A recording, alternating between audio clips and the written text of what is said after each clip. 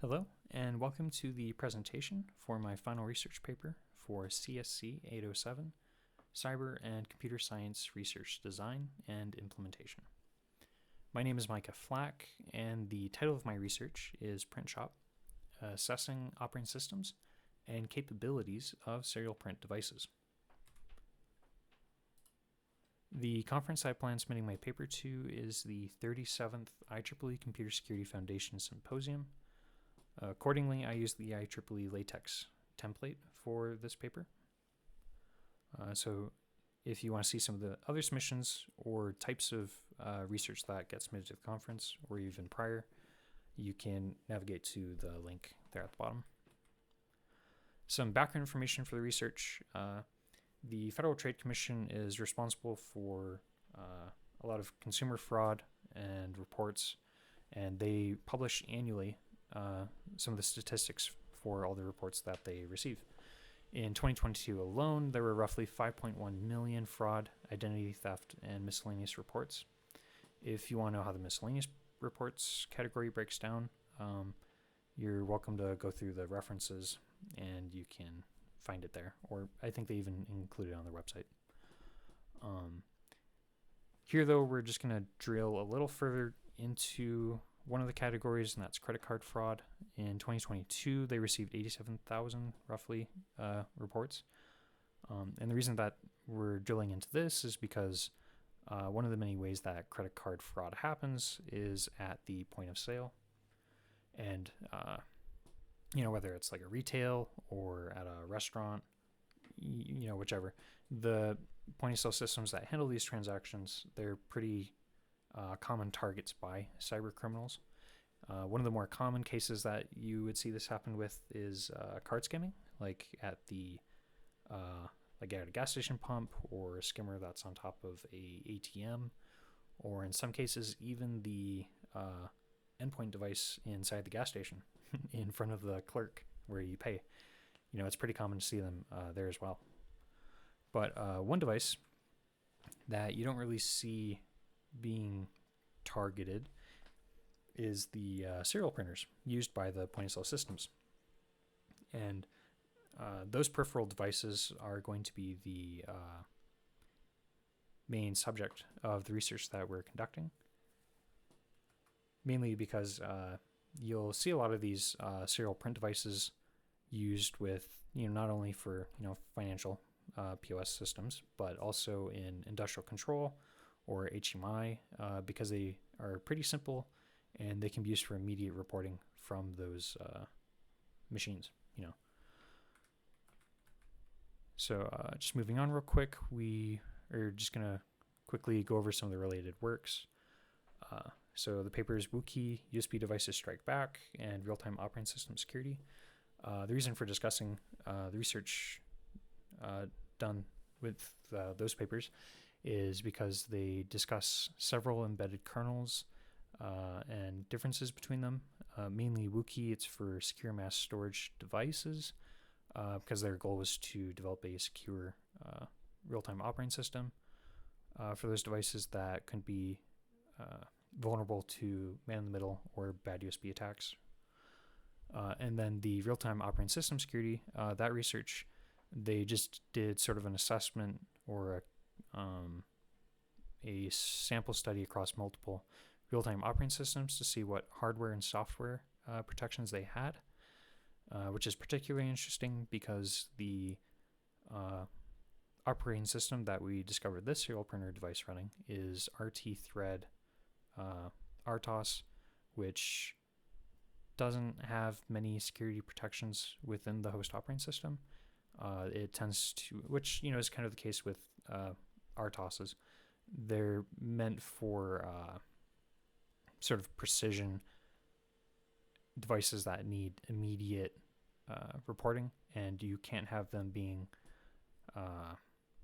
delayed because of extra processing for security. The kind of overhead that you would have with like a Windows system or a Linux system, you can't really have it pausing or hitching in those cases. The other papers that we looked at were the rapid patch firmware hot patching for real-time embedded devices, This was interesting just because technically this mechanism could be used for malicious purposes to hot patch a real-time embedded device or RTOS for malicious purposes. And then we have the SOC plug and play, understanding USB insecurities. This paper is also particularly interesting just because they cover some of the requirements needed for creating bad USB-like devices, some of the insecurities inherent with the USB standard, and how malicious actors might develop around those. So it's kind of like a design requirements paper for creating bad USB. So the research questions, there's 5 of them. The first, so just establishing a baseline of the software and hardware on the devices. The second, so a baseline for the software. So what operating systems, libraries, the versions that they're using. Third question, what can be modified? So can we pull the firmware? Do we actually have the hardware access to retrieve it? And is it open source? Because if we don't have access to the firmware that was used, then we can't really modify it unless we can find a compatible operating system that can be put onto the device. Then that would be possible. The fourth question, if so, how much can be modified in memory? Is reflashing possible? And the fifth question, assuming it is possible, reflashing, could a alternative or modified version of the operating system be put on the printer for developing bad USB-like features, so like scripted rubber ducky attacks. So all these questions are answered later on towards the technical findings. So the methodology, the research process has several parts. There's identifying the sample population, the technical specification, datasheet gathering to get the hardware, baselines, the hardware teardown documentation, taking parts of the different components, labeling them, and then using debugger tools to get those memory dumps and analyze the firmware. So the methodology approach, it's a quantitative study with cross-sectional surveys, small sample population specifications, and so that includes the serial printer devices and then the technical specifications of their components. The reason for choosing this, it's best for gathering and comparing data in real time, and be not over long periods, which isn't the goal. So in this example here, we have the SNBC BTP-S80, which is one of the chosen devices for the sample population. It's also the only device that we were able to study for this research paper, mainly because the timeline for purchasing and delivery of the other devices was greatly underestimated. So the other devices that we were looking at assessing wouldn't be here for till January or February. So all the research that is contained here and that we're presenting is for the BTP-S80, which you can see on the left, completely assembled, not torn down yet. And then we have some of the labeled I/O on the right, so USB 2.0 Type B or RJ45 Ethernet for network connection. There's also the RS-232 serial connector. On the left here, we have the inner chassis, just kind of a side shot so you can see the motors, the motherboard, and the 2 expansion cards at the top. And then the image on the right, we have the left serial expansion, which has the RS-232 connector and Ethernet. And then on the right, that's the connector with the USB, the power, and there's a ribbon there which connects to the buttons on the front face. So here in this example, this is just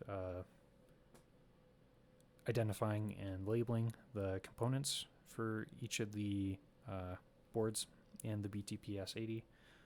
We have the motherboard, or the main PCB, on the left, and then we have the serial expansion card shown on the right. For the motherboard, you can see that we identified a JTAG header which was graciously provided by the manufacturers. They just labeled it on the PCB. Then we have the NXP MPU, main processing unit. We have a ESMT DRAM there next to it on the left. There's the serial expansion header there at the bottom, which connects to the card, that we have on the right. And then there's the USB USB 0, connector, which is actually unused, and you could fuzz that connector going back to the NXP MPU. Or there's also then the header, which connects to, we'll just go back a slide, the expansion card here with the power and USB. This card, though, we didn't dive too deep into it because there's no additional components onto it. It's just the physical connectors, so for the power or the USB.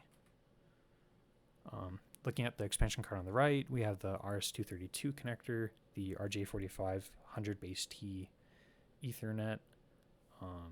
This one was not labeled, but that's because it doesn't do any actual processing. It's just a transformer for protecting against EMI, so electrical magnetic interference.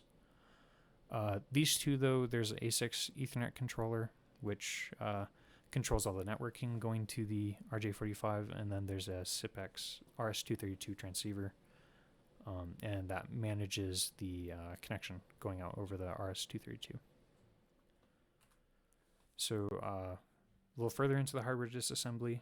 So before, in the proposal, we described the methodology process for identifying pinouts coming from the microcontroller or MPU, MCU, CPU, kind of all the same thing, but very minor differences. We have and on the left here we have the identified JTAG header. We're able to discover the exact pin layout using a JTagulator. So once you've identified a ground pin and the voltage reference or power rail or trace, you can connect those to the JTagulator, and then the rest, there are it's like 0 through 24 channels on the JTagulator. You connect those, you connect the JTagulator to your workstation, and then using the software provided with the JTagulator, you can enumerate through all the channels until you find the correct pin configuration. And in this case, we have the identified the TDI input, TDO output, TCK, TMS, and TRST, as well as the ground. And then there's a voltage reference for the 3.3 volts that the MPU takes. So technical findings again. So the motherboard components, the two main ones that we're interested in is the NXP 32-bit ARM Cortex M4 MCU. It's a LPC 4078 FET 208. 208 means it's the type of package of the MCU. So it uses ball pins, which are directly underneath the chip rather than the sort of legs. I'll just go back. So this is here, if you can see it in the video, moving my mouse. We have the NXP MPU, and you don't see like all the little legs that solder out to the board, like you see here with the ESMT flash. This would be like a SOIC package where you can see all the pins and you could actually connect them and try to pull data that way. When it's this is called a BGA, so a ball grid array configuration. All of these are underneath the chip, and then they connect to substrates or traces that go between the layers of the board. And in some cases, they go all the way through, which makes doing any reverse engineering on it significantly more difficult because you either have to get into things like decapsulating, delaminating, which can permanently damage the device, or even the traces on the actual board. So that's a no-no. But luckily, we had the label JTAG header, which we then verified, and it made things significantly easier. Then we have the SMT DRAM, which is dynamic memory for the NXP during runtime. It's a M12L11616-1A7T. And then we also have data sheets that are all referenced in the paper. So if you're curious and you want to read more. There's the serial expansion components, SIPX RS-232 transceiver controller, and the A6 Ethernet controller. And there's both of the part numbers. The actual firmware for the device, so the RT thread RTOS, is stored within the EEPROM of the NXP MCU. So we were able to dump the memory from that chip when the device was powered on through the JTAG header. And you can do other things like hardware debugging. You can set up breakpoints and mess around with it, or do further analysis that way. So more of the technical findings. So this was more just into the actual memory dump that we recovered. We're able to identify the operating system it's running, which is RT thread RTOS.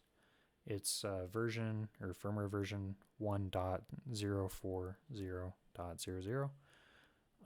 There were also indicators that showed the firmware is used for other products. So not just the BTP S80, but also the BTP 2002 NP. So any findings here for the S80 could potentially be shared across other products, not just the 2002 NP. The printer interpreter software that the serial printer uses is the Epson ESC POS library.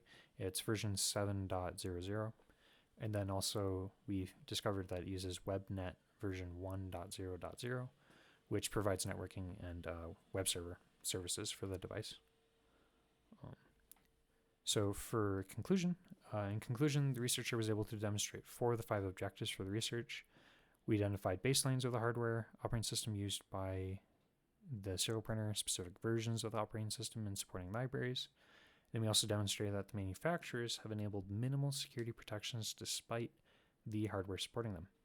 And it's also possible to reflash memory utilizing the MCU hardware debug interfaces, in this case, JTAG. Others that you might run into are like UART, single wire debug, but in this case it was JTAG. The one research question that we didn't get to was the can a modified firmware image, so in this case could a modified RT thread RTOS be reflashed onto the device, and then could other features be developed for it when it's reflashed? Sadly, we didn't get around to answering that question, but it does lead into the future research that could be done. Because the timeline for the devices was underestimated, there's also that other devices within the sample population that could be assessed. Also, maybe expanding the survey for what devices are being used to not just look at those used for point-of-sale systems, but also what serial printers are being used for, HMI or ICS devices as well. And lastly, so, just another goal of research, again, from research question 5, was developing that reflashable firmware for the device, looking into whether that's possible using the information we have, and developing it, creating a design artifact, is another area of research that could be conducted. That's the end of the presentation, though, so thank you for listening. I hope you enjoyed it. If you have any questions, again, my name is Micah Flack, and you can reach out to me with my school email. Thank you. Bye-bye.